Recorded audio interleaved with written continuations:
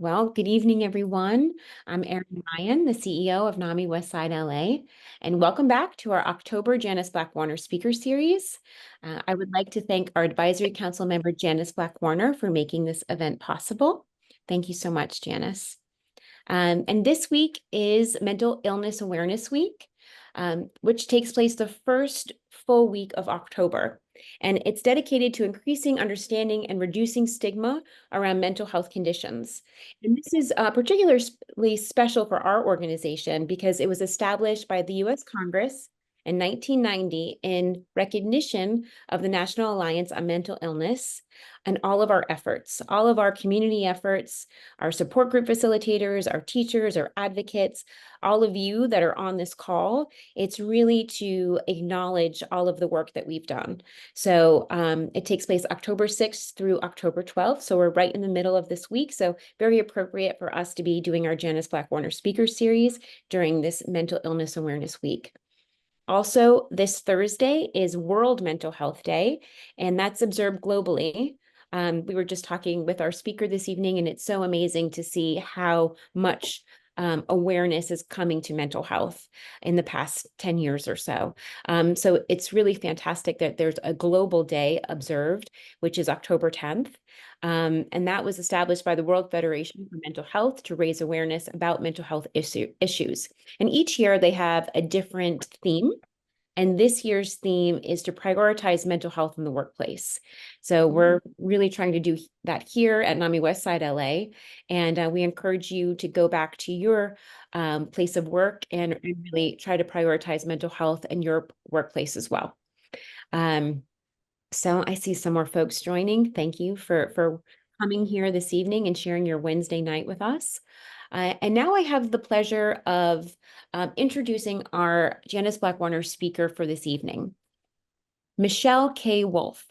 She is a parent disability advocate, a nonprofit social services innovator.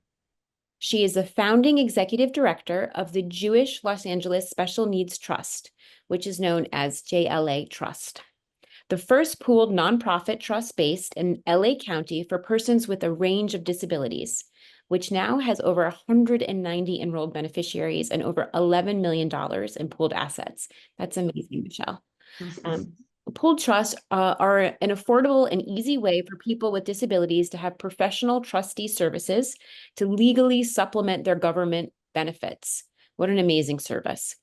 She was formerly the director of serving the vulnerable for the Jewish Federation of Greater LA, one of our community-based organization partners. And in 2005, she co-founded HaMercaz.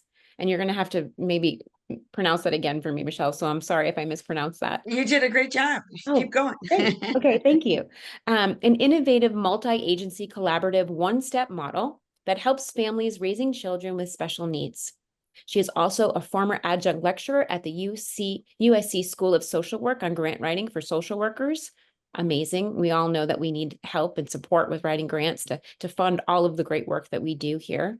And as a parent of an adult son with cerebral palsy, Michelle writes on topics related to intellectual developmental disabilities, and she is also a member of the Self-Determination Advisory Committee for the Lanterman Regional Center. Michelle previously worked with the American Diabetes Association, the Alzheimer's Association, and was press secretary to LA City Council member Zev Yarlovsky. She is a graduate of the double master's program in Jewish Communal Service, Hebrew Union College, and Public Administration at USC, and has an honorary doctorate degree from Hebrew University or Hebrew Union College, LA, for her lifetime of work helping vulnerable populations. We are so grateful to have Michelle join us this evening. Please join me in welcoming her. Thank you, Michelle. Thank you, Erin. Thank you, everyone. I'm impressed this many people are still ready to go back in front of their computer or screen at this time of the day. I'm going to go ahead and share. Oh, there it is. Share my PowerPoint. And I'm happy to send this afterwards if you want to distribute it, Erin, to people who were here. Happy to share the information.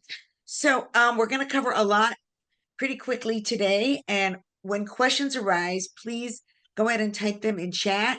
I know it's hard to keep them sometimes in your mind, but we will have plenty of time for Q&A. But I do want to go over some important factual and some new, finally, some good positive information about government benefits to share with everybody. So we're going to talk about just a few government benefits, mostly SSI and Medi-Cal, and then why you might need a special needs trust to keep eligibility for those essential government benefits. And then what is a pooled special needs trust? It does not involve putting on your bathing suit. And then I'll talk about our pool trust specifically, which is JLA Trust. And we are a community-based nonprofit right here in Los Angeles, but we can enroll people anywhere in the state of California. And then we'll end with just a little brief overview of the newish CalAble savings accounts, which is California's ABLE program. So the main problem we're trying to solve is how can a person with disabilities get eligibility and keep eligibility for as many government benefits as possible, and at the same time be able to receive money from a family inheritance or legal settlement. So a lot of government benefit programs, even if you have the qualifying diagnosis, they often have what's called means tested issues. So with a lot of government programs, they're going to have asset limits that they call that resources, and income limits. And that's money that comes in monthly. And we'll talk about that a little bit more in a few minutes. Income can be both earned from doing some sort of employment and unearned from money that just comes to you from things like investment income, alimony, childcare, that sort of thing. So the thing about government benefits, they're very important to our well-being, but at the same time, they're designed to barely get you to the federal poverty level. So in 2024, the federal poverty level for the states outside of Hawaii and Alaska is this incredibly low $15,000. So you can see why even if you're getting a government benefit, it's not going to be enough to live on. And that's why so often families need to supplement those government benefits with a special needs trust. So I'm just going to give you some government lingo tonight, so you'll be a little more comfortable and understand how some of the government benefits work and why it can be easy to get some benefits and hard to get others. So on the left-hand side are need-based. So that's going to be looking at income and sometimes asset limits. So we have supplemental security income, SSI. That's designed for people who are not able to work and earn enough money to qualify for Social Security, either disability or retirement. And then we also have Medi-Cal, which is California's Medicaid program. So during this presidential year, you'll hear a lot about Medicaid. That's our country's national health insurance program for poor people. But in California, I think many of us know it's called Medi-Cal. I always say we like to do things a little bit differently here in California. And then on the right-hand side, there's entitlement benefits. So if you meet the eligibility criteria, you can qualify. It doesn't really matter what your income or your assets are. So that would be Social Security Disability Insurance, SSDI. When people who have been working and have a work record go on disability, that's going to be SSDI. And then there's also Medicare, which we most of us know is our national health insurance program for people over the age of 65. But you can be a bazillionaire and you qualify for Medicare. There's no upper asset or income limits on Medicare. Now, many adults with disabilities over time end up getting eligibility for all four of these major benefits. So there's one benefit I want to spotlight for you that doesn't get very much attention. This is a benefit that's based on the parent's earning record. And it has a very confusing name. It's called disabled adult child or childhood disabled beneficiary. So this is how it works. Let's say a parent's been working most of their adult life. They go to retire at age 70. We'll say the dad is, let's call him John. John has a daughter, Betty. Betty was diagnosed with a lifelong disability before the age of 22. Betty is now 30. And when John, the dad, starts to get his Social Security retirement monthly check, let's say it's $1,200, Betty is going to be entitled to 50% of that.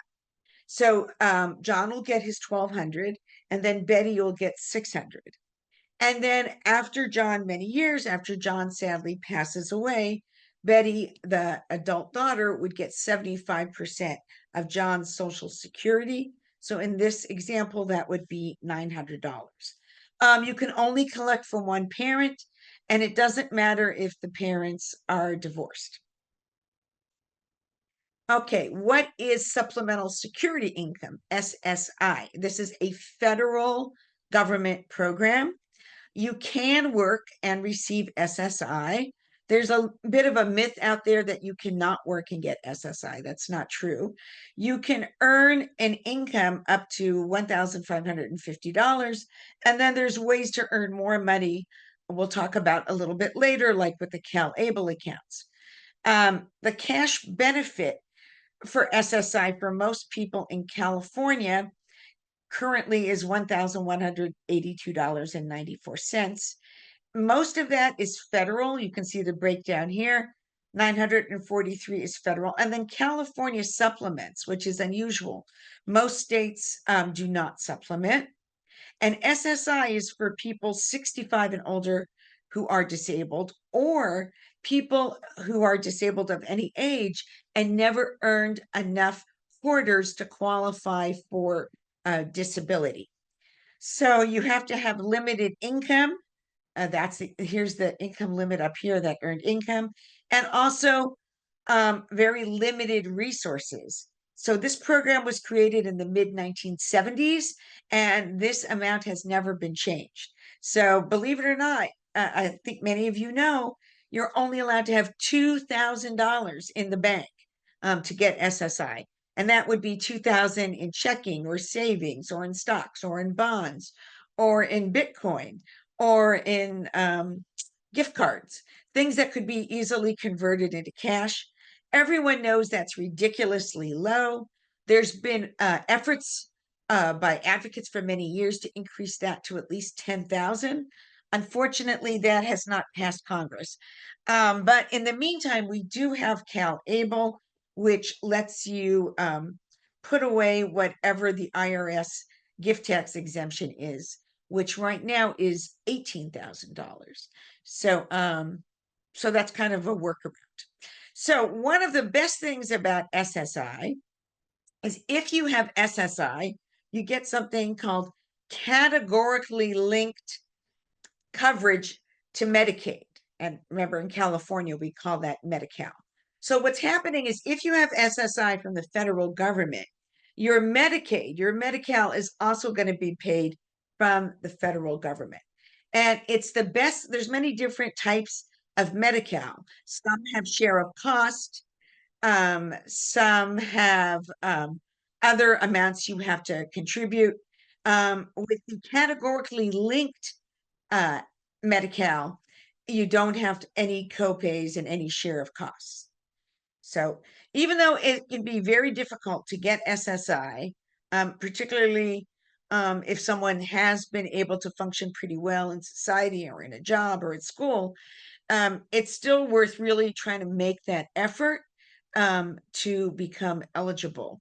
Like I said, even if it's just a small amount, because then you get the best kind of Medi-Cal.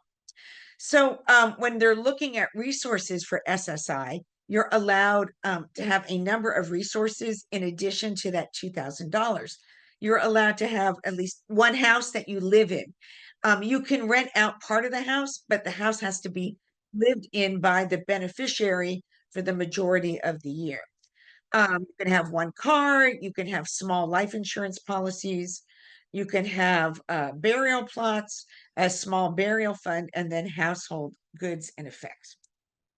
So SSI has its own interesting definition of income that I'm providing here. So there's unearned income. And so that's kind of passive income, annuities, pensions, alimony, rent, or litigation awards or settlements. So after the first $20, the federal government reduces your monthly SSI cash grant a dollar for dollar on the unearned income. On the earned income, um, which is money from any kind of work, whether it's working for someone else or being self-employed, after the first $65, your benefits will be reduced basically 50 cents on the dollar. So I was saying you can definitely work up to around $1,500 a month and still get SSI, but you will lose some of your SSI. But it's still worth it because, like I was saying, you get that best form of Medi-Cal. So SSI has this very outdated, and some might call it stupid, um, rule called in-kind services and maintenance, which they abbreviate as ISM. So basically, what the federal government is saying, you know what, we're giving you a monthly check, um, your monthly SSI check. But if other people are helping you pay for these basic room and board, food, mortgage payments, property taxes, rent, heating, fuel, gas, electricity, water, sewer, and garbage removal, we're going to reduce your federal grant by 1/3 of the federal amount. Now, the good news is food has just changed, and rent in a complicated way has changed as well as of this month. So this is a big deal. So what it means is somebody else, including your special needs trust, your parents, your friends, a community-based organization, can give you food, pay for your food, pay for meals, without you having to take any kind of deduction on your Social Security check, your SSI monthly check. So this is a really important and good change. So here's the food change up here. And then rent has changed as well. So if an individual is living with a family member and is paying rent, as long as it's above what they call, what do they call it? The presumed market value, which is 1/3 of the federal share, or $334.33. Um, as long as you're paying more than that in rent, you will not have your SSI check reduced. But you actually have to show your business arrangement. So you have to show that you're paying your parents or siblings, or you have to show that you're actually paying the rent, that you're not just getting a free place to sleep. And this is for adults, people over the age of 18. So Medi-Cal, as we were saying before, is really Medicaid in California. We know it pays for a huge variety of medical care. And then very important for NAMI, of course, is it pays for a lot of mental health services as long as they meet the medically necessary definition. And I've included that definition here.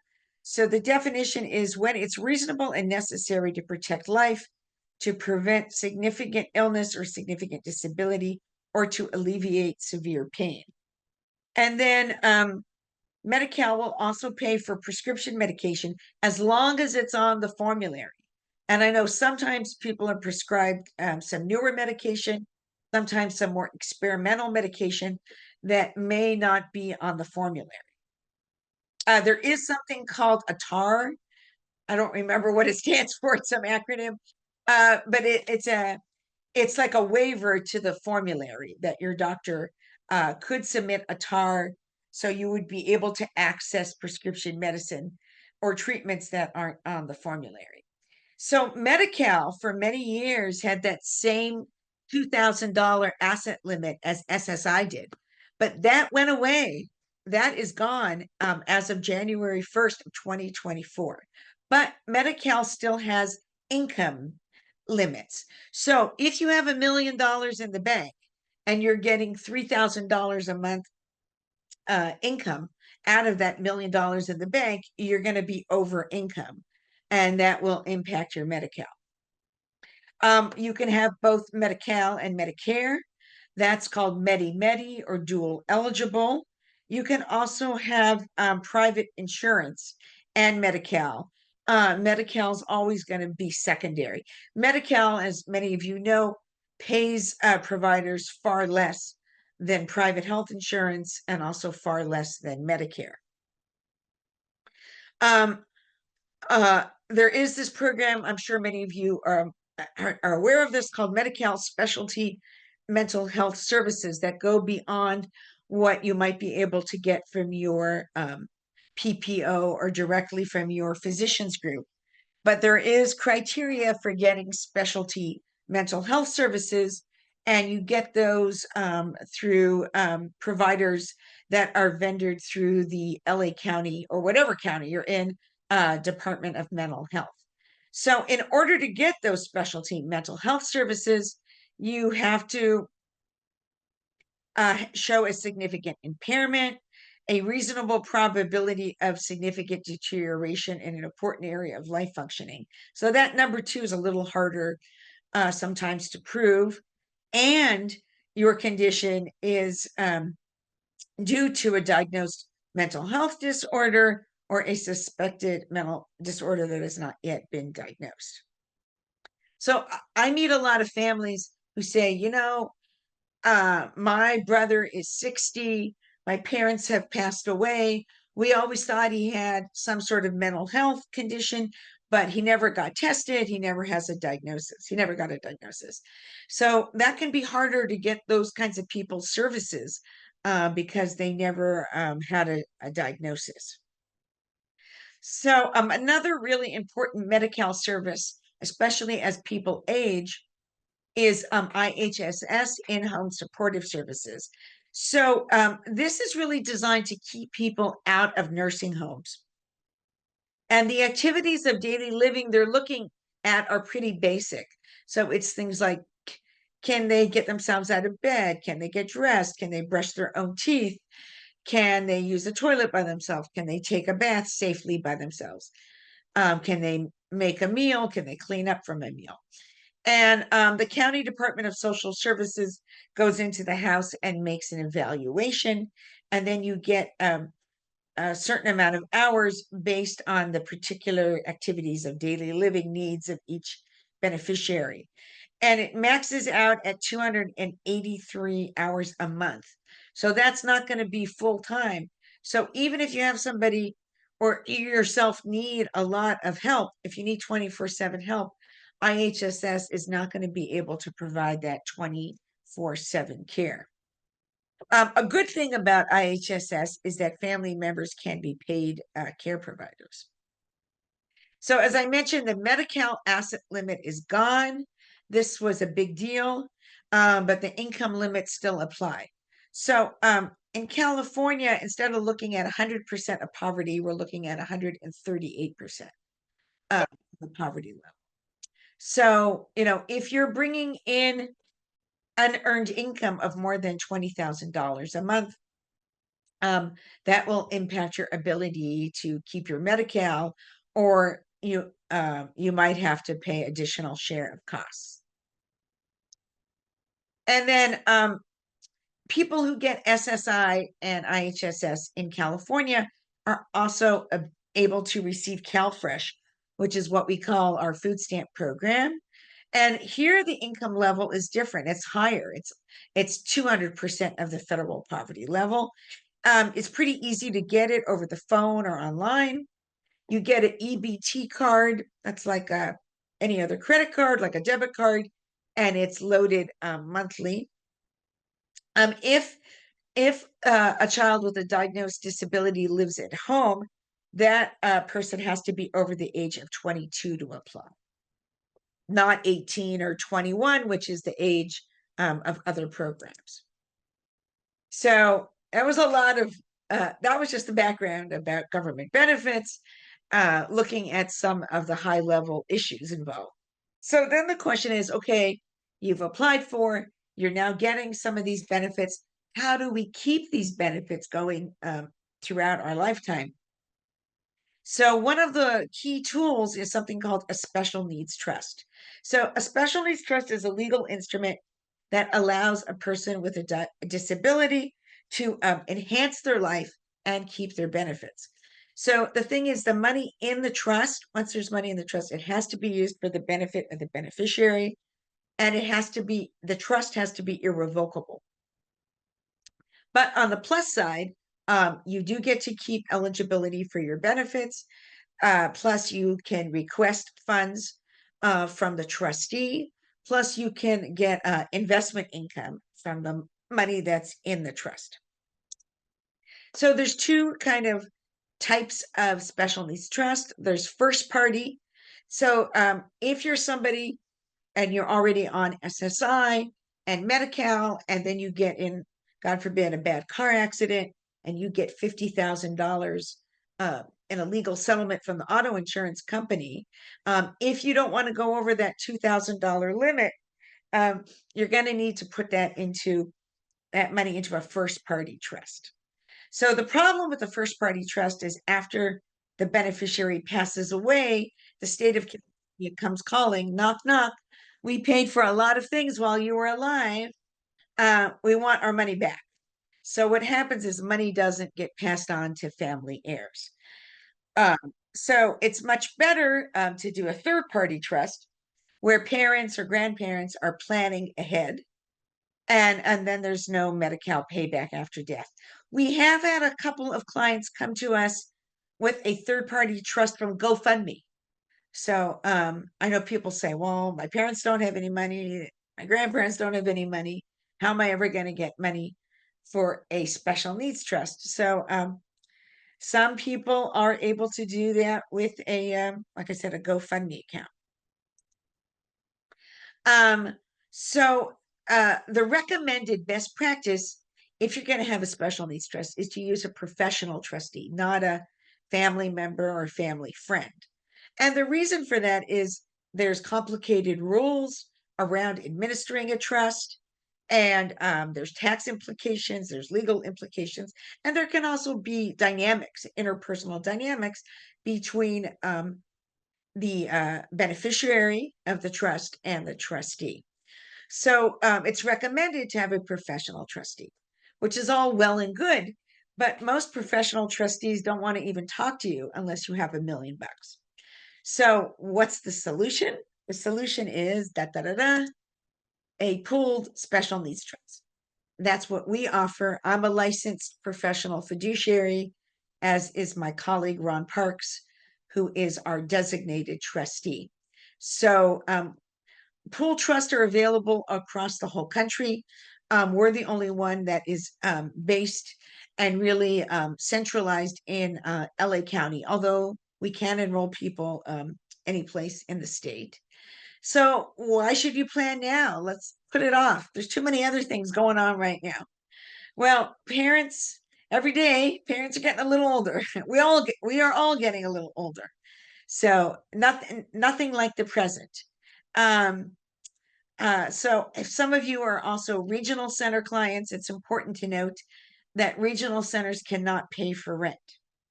But it's really important that parents plan ahead and create a plan now, so siblings and other family members aren't scrambling in the event of death or incapacitation or disability of the parents losing competence themselves. So the pool trust is a creation of the US Congress going back to 1993. Congress said we need a way for people with disabilities to be able to keep their government benefits and have that professional trustee services. So what they said was all of these pool trusts have to have a master trust, which is like a legal umbrella, and it governs everyone who signs underneath that master trust. We use a simple legal agreement called a joinder agreement for people to enroll under our master trust. And then there's a separate sub-account maintained for each beneficiary. Your money is not commingled, but for investment purposes, we pull the money together. So we take Johnny's 50,000 and Betty's 100,000 and a lot of other people's money. And all of a sudden we've got $5 million in an investment portfolio at Charles Schwab. And so that helps people to get higher rates of return because the money is being pooled for the investment purpose. It's similar um, it's similar to mutual funds if you have any experience with them. So why would a pooled special needs trust be a good option for you or your family? So it's a lot cheaper to set it up. We can set up a what we call a future funded trust for you for only $800 compared to a private trust and estate attorney. It's going to be upwards of $4,000, $5,000 just to set up. And then we were talking about that it minimizes the conflicts of interest between family members and spouses. Having a professional being the one to make the decisions about how the money is ultimately going to be spent and invested takes away a lot of the sting of having a sibling or a family, other family member be in charge of the money. So here at JLA, we offer a regular first party trust. Again, that's mostly when there's a legal settlement, like after a car accident or an unplanned inheritance. Third party trusts are more planning ahead.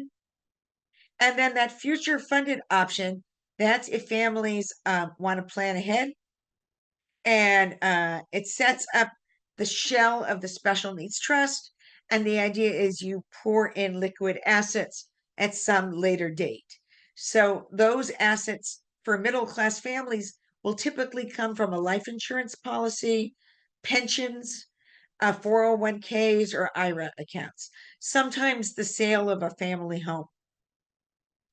If you happen to be a high net asset family and you've got a lot of family owned businesses and a lot of real estate, you're probably better off going to a private trust and estate attorney because we're not able to handle those kinds of complex assets. Everything coming into our pool trust needs to be in a liquid form.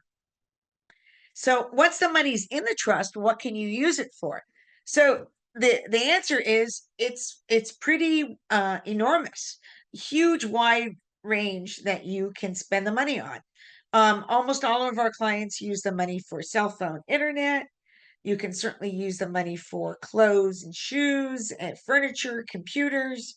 And this is a big one for our clients' medical and dental expenses not covered by other health insurance, including therapeutic treatments, trips, vacations, including paying for an aid if that is needed, in-home help that supplements those government in-home supportive service hours, a car, even if the beneficiary doesn't drive themselves.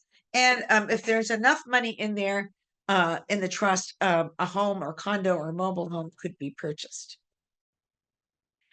We have a relationship with our financial services providers, a great company called TrueLink based in San Francisco.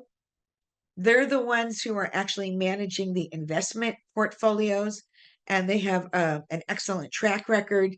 They've also pioneered the use of this great restricted use prepaid Visa card called the TrueLink Visa card.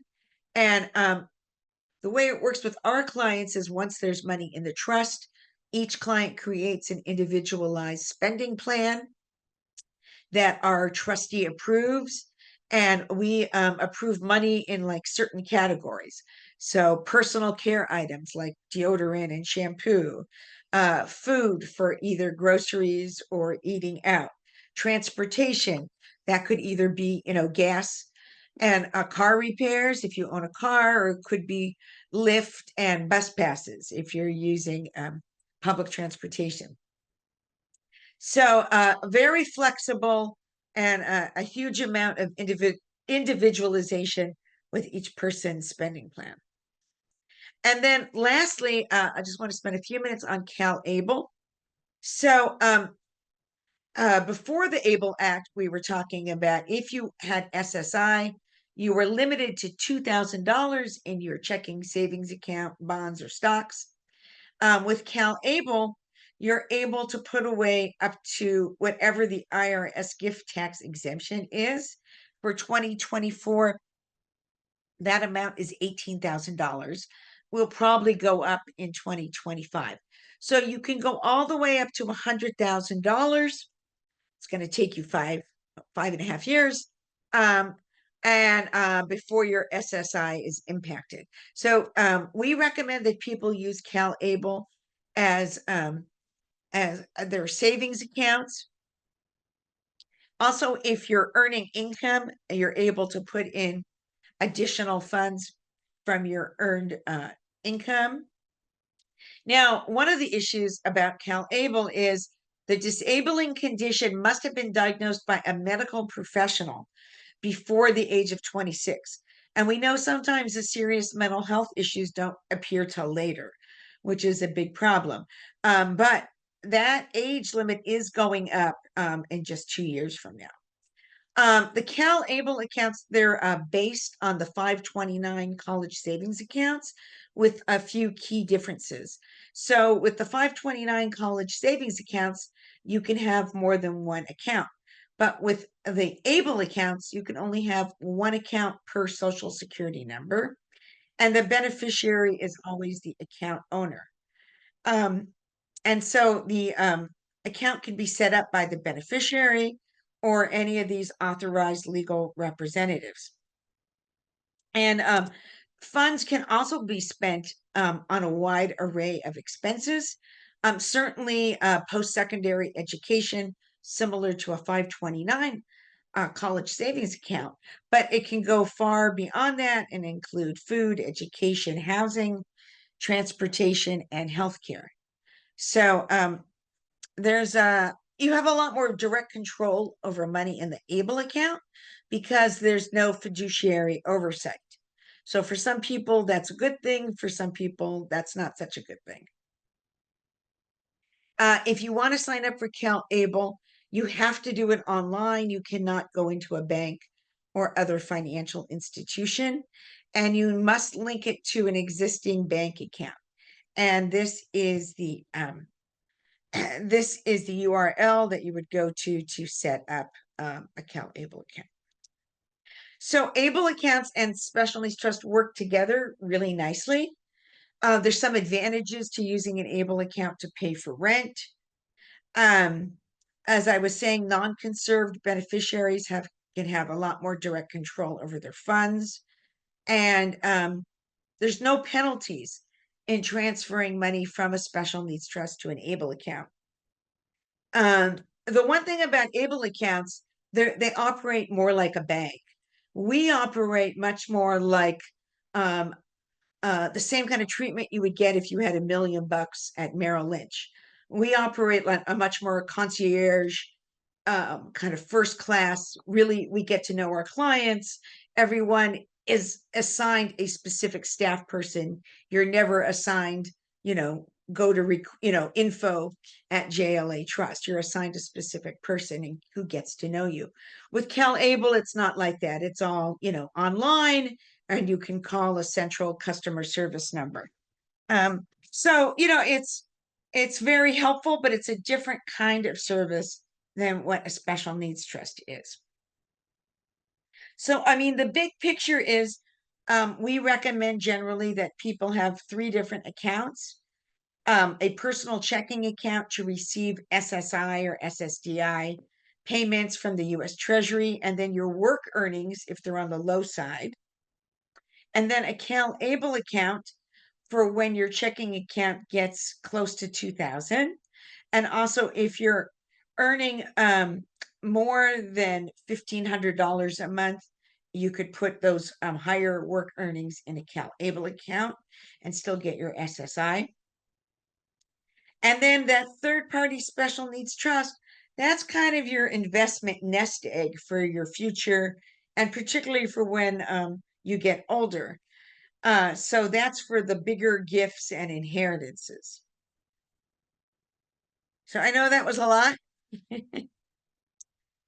So here's our website, JLAtrust.org. And the best way to reach me is with my email.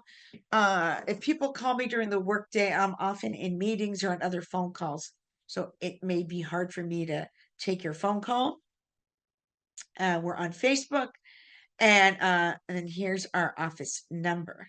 So I think I'll stop here and see what questions we have. Thank you so, so much, Michelle. Oh my goodness, it was so informative and so helpful. Wonderful, wonderful work that you're doing for our community. We'll open it up, like she said, for questions. Please feel free to raise your hand or come off mute. It's very informal. Or you can put a question in the chat and we can facilitate it that way as well. Cynthia, I see your hand. Hi, Michelle. Thank you for your wonderful presentation. Nice Sure. seeing you. My main question is, it will only cost $800 to set up the trust, and even with the 3 accounts that you're mentioning to have? Well, that $800 sets up what we call our future funded third party account. So I like to say, although there's some water in here, imagine this glass is empty. You're setting up the empty vessel with that $800, but then you're going to need to change your beneficiary, like on your life insurance, your IRA, your 401k, right? And then you pour, or brokerage accounts, and then you pour in those assets at some later date. I mean, typically the assets get put in after the passing of, the second parent. But, there's no reason you don't have to do that. You could pour in assets, at a different time, if that makes the most sense for your particular family situation. One thing about special needs trust I should add is that they're judgment proof. So once money is in the special needs trust, creditors or other people cannot really get at it. So that can be a big benefit for some people, depending, on their situation. Thank you. Cynthia, thank you for that question. And Janine, I saw your hand up go earlier, and then Jefferson will come to you, and then there's a question in the chat. Okay, thank you, because my fingers were getting tired of trying to write this question. If a beneficiary has SSI, SSDI, Medi-Cal, Medicare, if the family assists them with their, like, a residential living place, that sort of thing, their doctor bills, psychological stuff, would that take away their eligibility for any of those benefits? It could. I mean, that's why if the money's already in the trust, you could have the trust pay or an account able account. You could use either of those vehicles to pay for those. Okay, but so that would be the purpose of doing the trust, is so Exactly. that it would insulate. But Exactly. if family is just free willing it, then it could negate the eligibility, right? Right. Well, the bigger what you're saying? problem we have is parents, parents are spending a lot of money all the time out of pocket. And then, God forbid, something happens to that parent. And then that flow of money stops. And even if there's an estate plan, it could take months, or depending on how the estate plan is, it could take, it could take a year. What happens if it gets contested? And in the meantime, those payments aren't being made. But if the money's already in the trust, see, that's why we encourage parents to set up the trust and to fund it if they can, while they're here. Then the money is just the money, those bills are just being paid out of the trust rather than out of the parents' pockets. And there's a dedicated individual that watches over each client to make sure these bills get paid. Is that how it's done? Well, I mean, people have to submit the bills to us, right? So Mhm.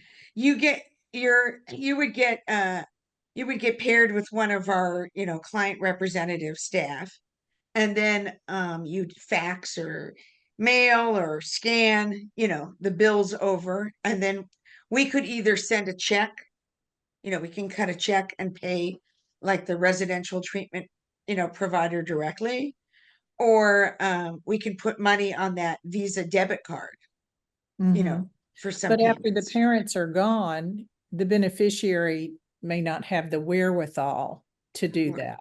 That's a So, great point. That's a great yeah. point. So we have a role for siblings or family friends that we call the beneficiary advocate. So that way the sibling or the family friend is the one getting the invoices and the bills, and they scan them and send them to us. Mhm. And this is in the pooled trust? Yes, in the pool trust. So they still would need to have an advocate. There wouldn't be a dedicated inside person with No, the the thing is organization. with our trustee fees, we give clients up to 2 hours of direct service a month. If you want more hours, we can bill you, from our own staff, but right now we have a very small staff. So if clients really need ongoing kind of day-to-day or week-to-week case management, what we do is we use some of the trust funds to hire a private case manager. And then we coordinate very closely with that private case manager. And how much do private case managers usually? They're expensive, they're upwards of $150 an hour. Wow. Yeah. Okay. Now the case managers, they're not there to, provide direct support, but they're there to like, follow up with doctors or follow up with like a residential treatment center on billings and, progress notes and that kind of thing. Okay. So, if people need a direct service professional, that, those services can also be purchased. But that's like more like $30 an hour. Yeah. That's like, the hands-on direct care. Mhm. But we really feel that using those private case managers is really key when you have a beneficiary who doesn't have the wherewithal, to keep up with all the bills and complications, of modern life.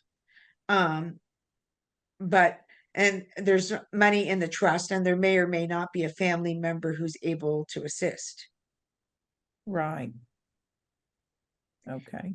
And then the private case manager can report out to family members, by the way. Yeah, the beneficiary advocate is not a paid position. That's a kind of voluntary liaison position. It's similar to what you might have heard called the trust protector role. So we welcome, we've done like an informal study of our own clients and, who's kind of been the most successful in navigating life and keeping their benefits and having, a higher quality of life. And it's definitely those clients who have a sibling, a family friend, or a case manager. We're talking about older clients, clients who are 55 and above. They really benefit from, having someone, keeping an eye on it. What was who had the next question? Wonderful. Thank you, Janine, for that question. And Jefferson, you're up next. Thanks. Michelle, thanks. I don't really have a question as much as I have a ponderance of the process of what you've just presented here, which is intensive. I gotta say that a lot of the people that I work with, I'm a peer-to-peer support Mhm. guy, and navigating this stuff is daunting. Yes. It makes me a little depressed, I'm not gonna lie. And So I'm glad there are people like you in the world, but I'm not sure even I could properly represent what you just shared with us. And I will go back and watch the recording. I know, Aaron, we're recording this, but it makes me sad because I know there's so many people that could benefit from this knowledge and they're never going to hear it. Why is it so difficult? Maybe there is no answer to this question for those in need to access the very Yeah. services that exist. Well, the problem is this whole patchwork of programs and services developed over time and in different levels of government, right? Like some are federal and some are state, and some have some federal money with some state money. So that's what makes it so confusing. But there are advocates out there, Legal Aid Foundation, Beth Sedek. There are some really good advocacy agencies out there that can help. The independent living centers that some of you may be familiar with, they have some pretty good benefits people on their staff. Yeah, I mean, it never fails to absolutely amaze me that we're asking people who by definition have, multiple diagnosed disabilities or usually poor, right, to try to navigate these very complicated government benefits. Yeah, Yeah, thank you for that. yeah. Thank you for your question. And next we have Judy, who placed a question in the chat. And Judy asks, can a loved one's rent be paid from the Special Needs Trust? Absolutely. Yeah, we pay a lot of our beneficiaries rent. And so what's great about that is, we send out all the checks like the 20th of the month. So the rent's always paid on time. And also we have a couple of clients who need to rent for the first time on their own, but they don't have any credit history. So what we do in those cases, we'll write a letter, on our letterhead, as the trustee, we, have fiduciary oversight over X amount of dollars, and, we'll be paying the monthly rent. In fact, we have one client, he just got a place in an ADU, in a additional dwelling unit in someone's backyard, and they asked for the whole year rent to be prepaid because this guy doesn't have a good credit rating. And so, we're going to prepay for a whole year. So for, a homeowner, that's a big help to get all that money, at once rather than dribbling in every month. So that's the kind of really customized approach we do to help clients in terms of rent. Michelle, this is Judy. I was told several years ago by an attorney that my daughter's rent could not be paid from a special needs trust, and maybe I misunderstood that. That's No, why I posed the question today. Yeah, the rules have just changed. Oh, they have? Yes. Really? Yes. Okay, as of this year or? As of October 1st. So. Okay, okay. Thank you very much. And the other thing is, we have been paying for rent for some people, even if they lost 1/3 of their federal share of their SSI, because it was worth it to be able to live in a better place. So, but as a general rule, special needs trusts traditionally have not paid for rent. Yes. Thank you. Well, that is testament to the cutting edge information that we are getting here from the Janice Black Warner Speaker Series. Thank you, Janice, for hosting and making this possible, just hot off the press from October 1st. This is new information. So thank you so much, Michelle. We have Sure. a couple questions in the chat. Claudine says, apologies if this was already asked. What is necessary to do for a child who is between the ages of 18 and 22 to set them up? Well, the thing is, as I think most of you know, when your child turns 18, they are an adult in the eyes of the law. So you don't have any right to their medical records or, confidential records. Now, they can designate you as a power of attorney if they feel comfortable doing that. So that's, that's one option. Depending on the level, on the level of need, there's always conservatorships as a last resort, but we really encourage people to use other ways of supported decision making other than conservatorships. Wonderful. Thank you for that. We have two more questions in the chat, and then Cynthia, we'll get to your hand. These are folks that haven't had a question answered yet. So we have Greta Goldstein, and she asks, how do you go about having a family house sold after the parents pass away with the proceeds going to an established special needs trust? What type of professional can help with this? So Greta, you need to set up your own estate plan.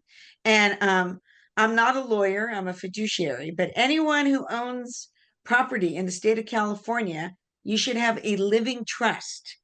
Because if you don't have a living trust for your home, what happens is all your assets have to go through something called probate. And probate involves the courts, and it takes lawyers, and it's a lot of money, and it's a lot of time. So to answer Greta's question is, you would set up your own estate plan with a trust and estate attorney. And as part of that estate plan, they will ask you to designate an executor of your estate. And then that executor would sell the home, and then the money would go, some money could go, for example, to the pooled special needs trust that you've already set up with us.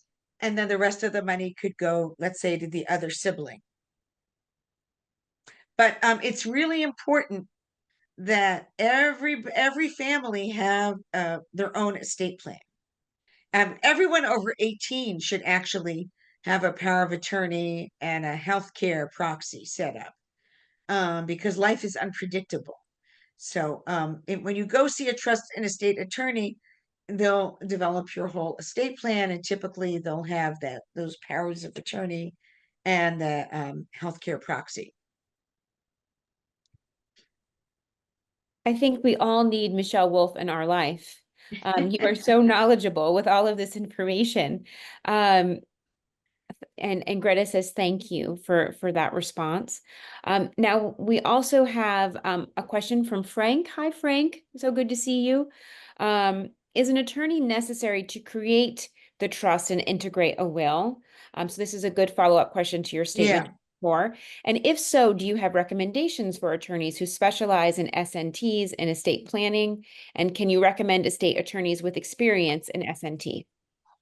Yeah, so we have a whole list, and I'll email that list to Erin afterwards, of attorney referrals. And yeah, the answer is, yeah, you need an attorney to I know it's expensive. Now, one thing I know, some people will use things like I forget what it's called, LegalZoom. You can set up a living trust with LegalZoom, and then they have an option to refer you to a trust and estate attorney, for a few hours of consultation. And that does save money over going to see, a trust and estate attorney. They are, it's no question, it's expensive. Thank you. And that's such a kind offer of you to email the recommendations. If anyone else besides Frank would like that list of recommendations, just please drop your email in the chat. And when I receive that, I will send it off to you. Now, Cynthia, you had a question, and before you ask your question, I just want to give a quick shout out to you for helping to make this speaker series possible as well. She has seen Michelle on many different outreach events, and one just recently at the Leo Beck Temple. And so thank you for helping to facilitate this connection. We really appreciate it.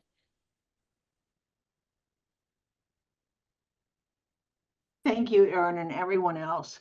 It gets so confusing no matter how many times I hear you saying this. So if we could get it put it in our archives, Erin, I think would be fabulous. And the list. My question is that you're paying this person, I've done property management in my life, and you're a fiduciary. for a whole year. What happens if they want him out because if they can't get him out, but he has mental illness or whatever? Well, the He's thing is, causing a problem and you've already paid the whole year's rent. that could be a problem. Right. That, I mean, you would probably try to do all the different steps, bring in the therapist, bring in a mediator.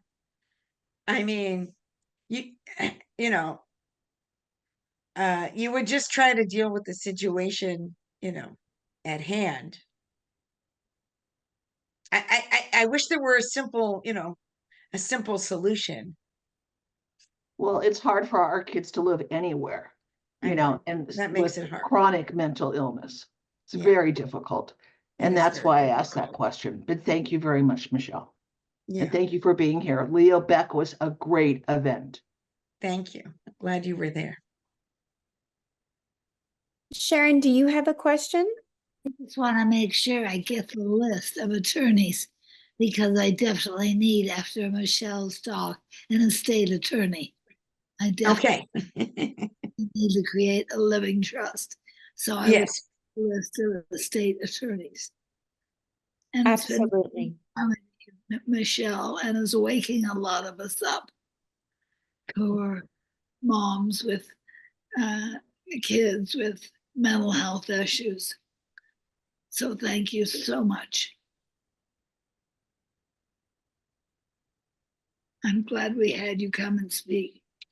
I have a question. It's Janis. Hi.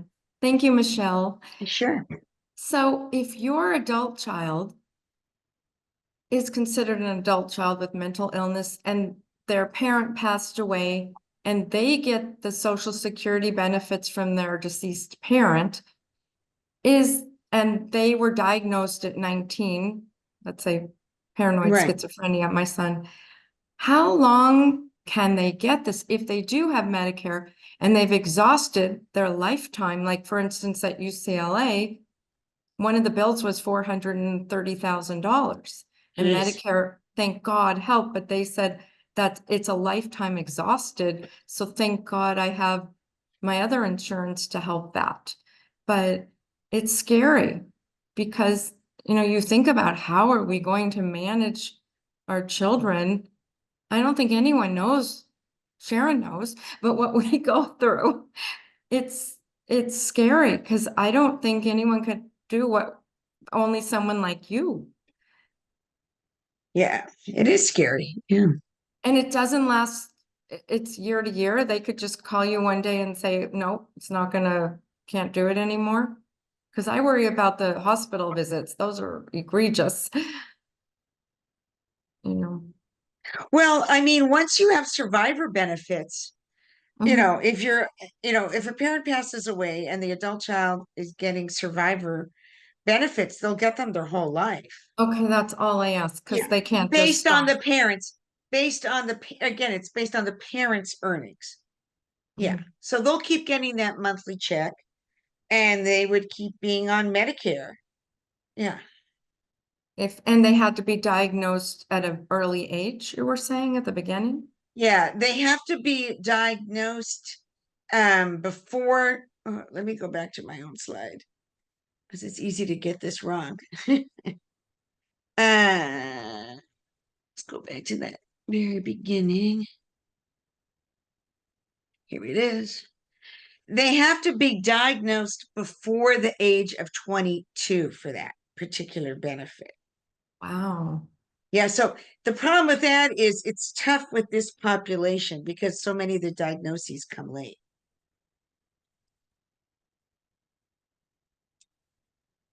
I think I got lost. Hello. Sorry, I got lost in my own computer. Thank you, Michelle.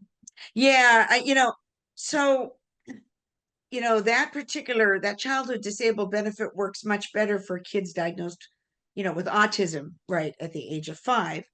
But some of our young adults are diagnosed later, so then they don't qualify for that particular benefit. Thank you. Sure.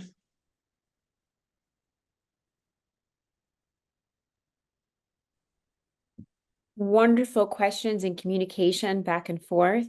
Anyone else have any comments or questions for Michelle?